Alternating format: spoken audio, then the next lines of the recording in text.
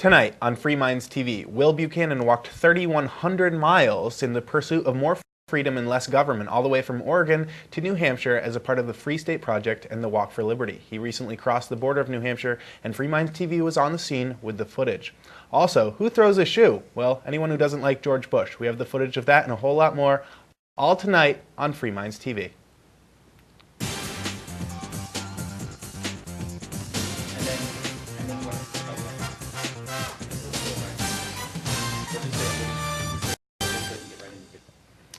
And welcome to Free Minds TV, where we challenge you, the viewer, to think outside the box. With you, as always, is Toby. And Nick. So we've got a full show to talk about today. We want to start with a pretty impressive feat, and that's walking all the way from coast to coast. I mean, no matter what reason you're doing it for, whether you're just hitching a ride, I mean, that's commendable to hitchhike, but what if you actually walk the whole thing? I don't think it really matters why you're doing it, but in this case, it's even more impressive for the reasoning. Will Buchanan, who is a Free State Project member, meaning that you're trying to move to New Hampshire, or a free state, the one that's been chosen is New Hampshire because they're already a pretty free state, at least more than most of the other states in the United States. As part of the Free State Project, he decided to walk all the way from Oregon to New Hampshire, all on foot. Right, and driving. It was cold at the end of the walk, and the Walk for Liberty continued after the footage we shot because Will Buchanan was walking all the way from the West Coast in Oregon all the way to the East Coast in New Hampshire. So he crossed the Vermont line, and the ultimate goal was New Hampshire, but he wanted to keep going all the way to the seacoast, so the walk continued after this, but he made his main objective, which was getting to New Hampshire, and it was definitely cold. Oh, it was definitely cold. He didn't decide to go, he started in Oregon, which is up the top of the United States. He started back in April, 8 months ago, and instead he didn't go down and then across. He went right across the top, and there were a few cold months in there. Started getting cold a couple of months back, so he was walking, I guess, keeping warm, but he did make one of those feats, which was crossing into New Hampshire, his goal of where he wants to be. And we have the footage. We were there earlier this weekend, and let's take a look at what we shot. Well, Free Minds TV is coming to you from about 50 yards across the Vermont border. We're right by the New Hampshire line where Will Buchanan is going to be making it to New Hampshire. He's been walking all the way since Oregon in what's been called the Walk for Liberty. He's been walking across America as a member of the Free State Project. New Hampshire is his new chosen home, and he has been walking basically all summer and fall across the country to draw attention to the Free State Project and to why, the cause of liberty in America. As you can see, there's activists behind us who are here to welcome him to his new state, and he should be arriving probably in the next 10 or 15 minutes, really any time now. And we're here in Chesterfield on the bridge. As you can see, we're on the old bridge, which is now closed to road traffic, but I believe that's where Will's going to be making his final crossing to New Hampshire. The Walk for Liberty actually isn't going to end here, though. Will's going to continue all the way to the East Coast, crossing through the state of New Hampshire. I believe he's going to end up somewhere over by Portsmouth, and he'll probably have liberty activists from here in New Hampshire accompanying him on this final segment of his hike. But obviously it's been a long journey to get here. I'm sure he'll be excited because New Hampshire's been his goal. That's the whole reason that he was walking across the country, and we'll be trying to get an interview with Will Buchanan from the Walk for Liberty whenever he arrives.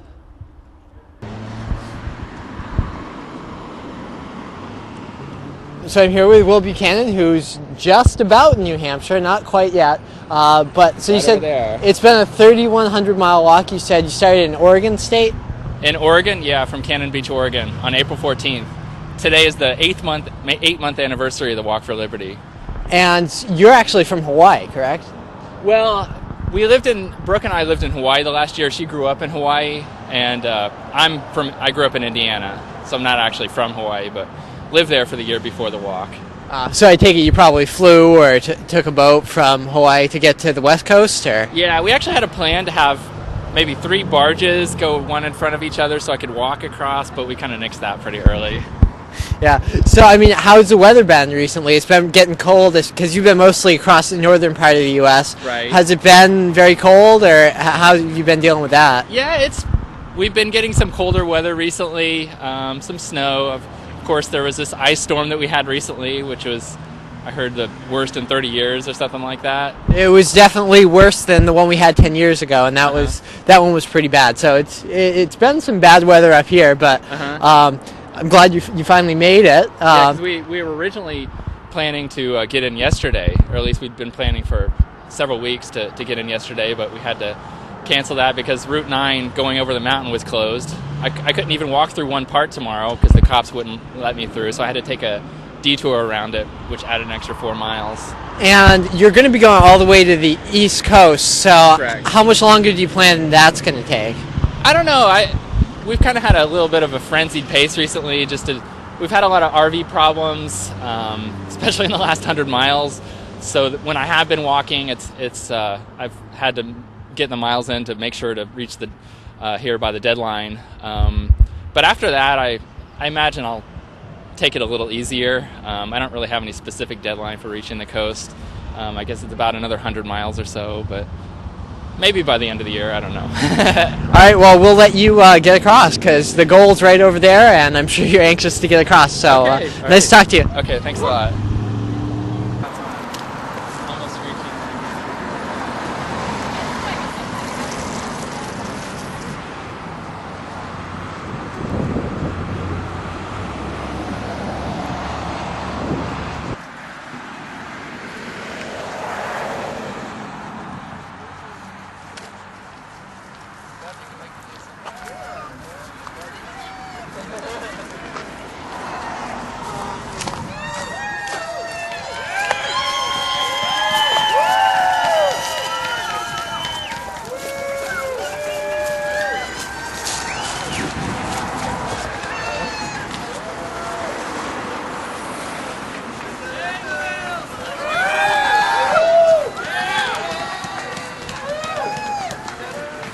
Break on through to the other side.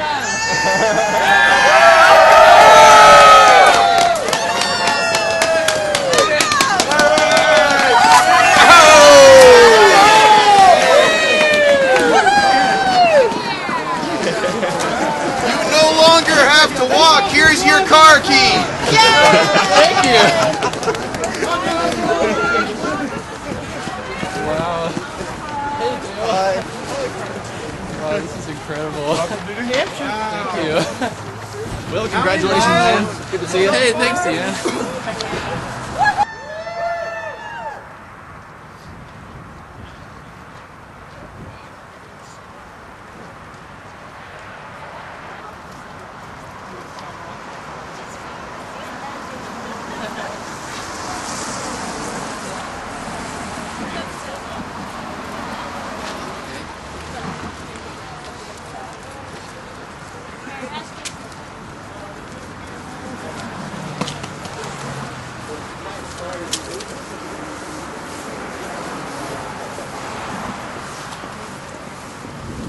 We just wanted to know how it felt now that you made it across and this crowd's turned out for you. How do you feel? It's amazing. I feel excited, and this is wonderful. This is an awesome turnout.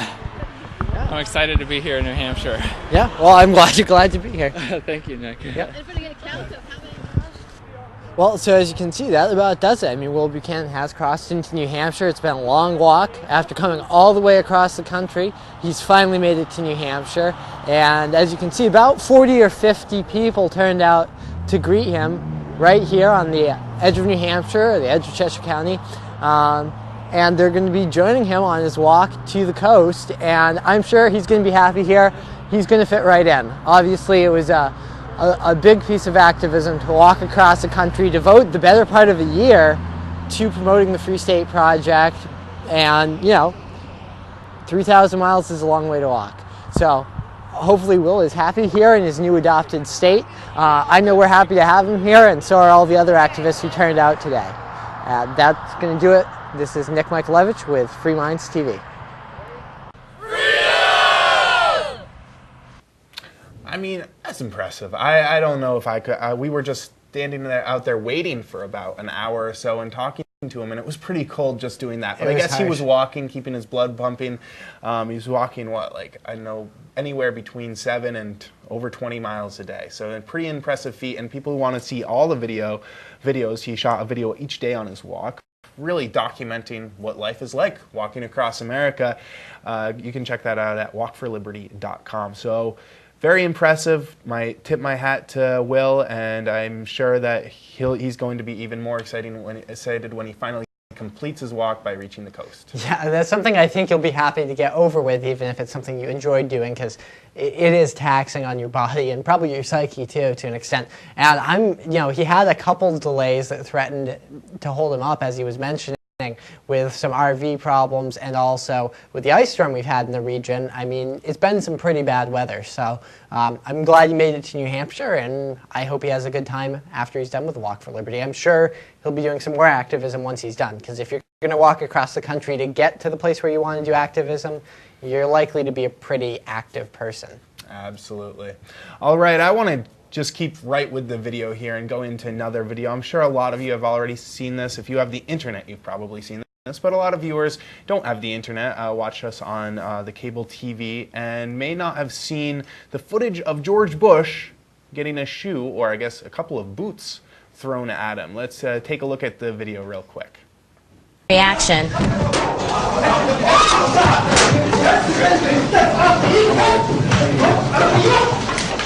Action. Reaction. He should have said, "Who throws a shoe?" That's what I would have said, but he just stood there. You know what was surprising to me is the slow reaction time of the Secret Service. I mean, he had a chance to take off his first shoe, throw it, and then take off his second shoe and throw it before the Secret Service did anything about it. And I gotta say, I mean, I'm not a fan of George Bush whatsoever, but nice ducking skills. That was some Matrix stuff right there. So, I mean, he didn't really seem fazed by it. He seemed pretty cool about it. I don't know, he's on his way out, lame duck president and all. Maybe he wants to be remembered for something good instead of flipping out. But, you know, in the Arab world, I'm told that throwing a shoe is a very mean thing to do. You do it when you really don't like people. It's a show of disrespect towards someone. Well, I guess that's a cultural thing. I mean, I guess even in the U.S., if you throw a shoe at a president or somebody in a public office, that's perceived the same way, but I'm sure it carries some extra cultural weight in the Middle East, which is, if you're from the Middle East, that's probably what you're going to go with. Well, Al-Zidi, who did throw the shoe, while he is in jail being interrogated by Iraqis right now, thousands of Iraqis have been taken to the street demanding his release, and a lot of people are asking for a special holiday to be named after him because, you know, surprisingly, even though we did go to liberate Iraq, a lot of them don't want us there. I mean, who knew? I guess it took throwing a shoe for us to figure that out, but will we figure it out? Probably not. I don't know. And the thing about liberating a country is when you do give people the power to voice their own opinion, they're not always going to like what the United States does. And sometimes they're going to side with people who really dislike the U.S. as a result of the invasion. So just because you set the people free doesn't mean all of a sudden they're going to turn into Americans and do all the same things that America does. No, those people move to America and become part of the melting pot, but we like to get in everyone's business. Hopefully, maybe we'll be able to get out of it someday, but I don't know. America does love its foreign policy of getting into everybody's business. I think we're going to have to go broke, which we are doing pretty quickly with all these bailouts and the huge deficit spending we're doing. Maybe we'll actually someday have to pull back from all these countries we're currently occupying because we just can't afford it. Yeah, the Soviet Union doesn't have much of a military presence outside of Russia anymore. Yeah. All right, well, when we come back, we are going to be getting into some topics about China as well as some marine checkpoints right here in the United States. Stay tuned, we'll be right back. This is Free Minds TV. Free Minds TV is brought to you in part by Life Productions for your basic and semi-pro video production needs. From full wedding and event coverage to DVD authoring and distributions, lifeproductions.com, that's lyfproductions.com. Hey, Ridley here from RidleyReport.com. Just wanted to urge Monadnock area viewers, please take Free Minds TV in moderation. You don't want your head to get loose and go floating around. Also, when you get to the courthouse for jury duty, please don't let the judge trick you. Don't ruin people's lives without good cause. You have the right and the duty to acquit any accused lawbreaker if you dislike the law. Visit FIJA.org to learn more. Free Minds TV is brought to you in part by anarchyinyourhead.com, a comic about freedom. When it comes to politics, they hate just about everyone, so they're bound to make fun of someone that you don't like eventually. Anarchyinyourhead.com, that's anarchyinyourhead.com. This is William from New Hampshire Underground watching Free Minds TV.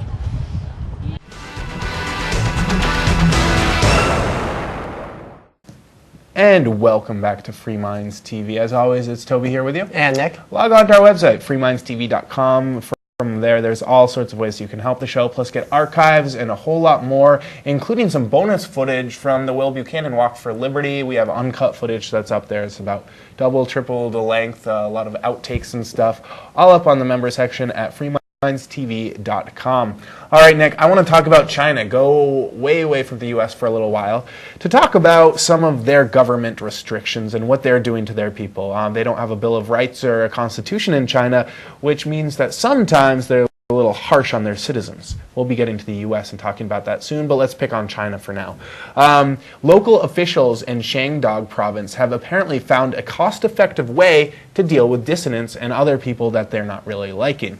We've talked about this previously with reporters who are talking badly about the government, sometimes being locked up and put in jail for reporting badly about the government. That's up against the law. But it turns out they're starting to put people in mental institutions rather than putting them in jail and doping them up on all sorts of drugs if they don't like what they're doing and just calling them crazy people. So it's not a step better than putting them in jail that we've reported on before, but apparently they're doing it to a lot of people, just people, not only reporters who are speaking out, but anyone that they find challenging to their laws, their system, or they just don't like.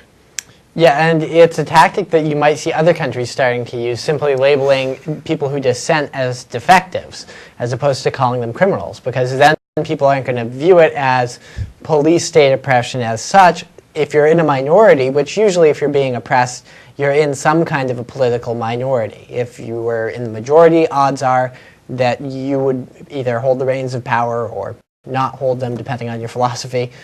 But if you're in the minority, you're likely to be singled out by people who are in the majority anyway. That's what causes oppression. And you know, it's a dangerous thing to simply label people with dissident political views as insane. But yeah. I mean, it's common, even in American politics, to say someone's crazy. Now, most people don't mean it literally, but people call their opponents' political ideas crazy all the time. Nick, what's that guy's name? Wu Zhu, one of the local hospital's directors, acknowledged that a lot of his patients were not deranged or insane, but had no choice but to take them in and treat them as such. Well, he doesn't want to go in there. I mean, if he refuses, he'll probably end up inside the padded room instead of outside of it. Yeah, so, I mean, not good things going on, but you know what? China still has less people in prison than the United States. They're at 1.5 million people, with over a billion people as their population. The United States, with our Constitution, our Bill of Rights, all these protections that protect our rights, 2.2 million people behind bars with only 300 million people. So, China, are they more free than the United States? I don't know. I know that you've got an article that kind of says, well, even though China may be locking people up who they don't agree with and putting them in mental wards, how is the United States treating its citizens, and what's going on with Marines and checkpoints? Well, this is from San Bernardino County, California. Marine Corps Air and Ground Combat Center Provost Marshal and the local California Highway Patrol Office will begin working together on December 12th and throughout the holiday season in a joint effort to reduce accidents and drinking and driving. For those who don't know, the Provost Marshal is a commander of a military police unit. So they're taking Marine Corps military police, bringing them off of government-owned land, off of a military base, onto California highways, and they're going to be using them for these roving drunk driving checkpoints that you see during the holidays. The roadblocks will take place along Highway 62. The California Highway Patrol will set up DUI roadblocks with the presence of military police, which is a violation of the Posse Comitatus Act, which said that the military was not to be used for domestic policing unless we're being invaded or something like that. Not to worry, Nick, we've taken care of that. Didn't we get rid of that last year? So we don't need to worry about that because it's not it would be a violation if it was still on the books, but I thought we threw that out. It's outdated, old. We need the military on the streets in America to keep us safe. That section of the Military Commissions Act was actually repealed by Congress. The problem is that George Bush, when he signed the bill into law, used a signing statement saying that he didn't feel bound by the repeal of the Military Commissions Act and the reinstatement of posse comitatus. Now, if you ask anybody who is at all a constitutionalist, they're going to say that the president can't sign a bill and legislate at the same time. Either he signs the bill, or he tables it and lets it die on his desk, or he vetoes it and says no. So it's a yes-no opportunity there. The president doesn't say, yes, I accept, but I'm going to do this and this and this with this legislation. That's not his prerogative. So the question is largely whether Barack Obama, when he takes over, or future presidents down the line, are going to say that signing statement and the signing statements, other signing statements that Bush did, don't count. Or they're going to say, well, I opposed George Bush when he did this, but now that it's me, I'm going to use this power. I think it's more likely that Barack Obama won't refute the signing statement. And under the Military Commissions Act, the original version that was passed, the president can call up the military and essentially declare a state of martial law whenever he feels that there's anything that threatens the economy, anything in the country, in a very vague way. You know, Nick, is it being a little bit too conspiratorial for me to say, are they just trying to get us accustomed to having military police out on the street? Because if they're starting to do this with small things like DUI checkpoints, just to show that they're present, are they just getting us used to this idea? Is that too conspiratorial? I don't think so. I mean, there was a report that came out, which maybe in a future episode I'll be able to get to, that the U.S. Army War College is now looking at a paper that came out saying that the U.S. military might have to be used for a domestic policing role, what they call domestic shocks or something like that, systemic shocks. So if there was civil, and the language of it was pretty specific. It was talking about using the military to suppress any kind of violent groups inside the U.S., really, they're talking about the people. They're talking about if the populace becomes angry, starts to disrespect the government, disrespect the courts, then they might call in the military, which is what happens in third world countries. That's what you would assume would happen in China or in the former Soviet Union, but not in a free country or supposedly free country. Ridiculous. Well, and to top it all off, the president didn't even authorize this. This is just this unit. I mean, there's no act of the president saying that there was a threat to the country. Just doing it for fun? Yeah, it's just these, this unit and the California Highway Patrol decided they'd go out and do that. Oh, by the way, they are subject to arrest and not more than 2 years in prison or a fine. So if there's any sheriffs out there in San Bernardino County, consider that. Lovely. All right, Nick, we predicted it a couple of weeks ago that the Fed may be cutting its rates close to 0%. Did they go that far? Or do we still have a little bit of percent with our money system out there? Well, the Federal Reserve cut the interest rate to a target range of between 0 and 0.25%. So essentially what they're saying is we're going to 0, but we don't want to say we've cut interest rates to 0 because that'll look bad on the front of the New York Times. Because it means that we're giving loans out for free, essentially. Yes, essentially for the big banks. Except for, it wouldn't be for the little guy free, right. But for the big banks who make their money off the little guy, it would be pretty right. Free money. So the banks are borrowing at 0% interest. The best that a consumer is probably going to do on something like a home loan is probably going to get down to the 4.5–4% range. There's only still, I mean, the banks still have to make money and cover their costs, and obviously their risk these days is pretty high. Can't be bailed out every time. Right? No, and now the Fed has kind of, they've run out of the option of easing interest rates. So at this point, they're admitting that all they can do is inject capital into the markets. That's printing money. And that's flat out printing money at this point. Right? We could go to negative interest rate. I think Japan did something like that. And this has come up before when I was doing a radio show earlier this week. If anybody has some good information on what happened in Japan, please send that to me, Nick@freemindstv.com. because I don't know exactly what happened, but yes, they could start paying people to borrow money, essentially. Well, I think we're in a lot of trouble. Once you start paying banks to borrow money, you're in a very bad situation. Once you have an interest rate between 0 and 0.25%, you're in trouble as well. It means that your economy is not very good, and I think people are starting to feel that as the jobless numbers are coming out with unemployment. Some pretty dire times ahead of us, it seems. And this did not work in Japan, by the way. Their economy has been stagnant for years. I think they had interest rates at 0 for like 6 years or something like that. It didn't turn the economy around overnight, and it didn't really turn it around at all. It'll just set you up for problems down the road. And that's, even if we recover from this recession, we're going to see inflation, and we're probably going to get set up for another bubble which will burst in the not too distant future. I mean, not like 50 years, but maybe 5 or 10 years. We're buying ourselves some time, but in the long run, it doesn't look good.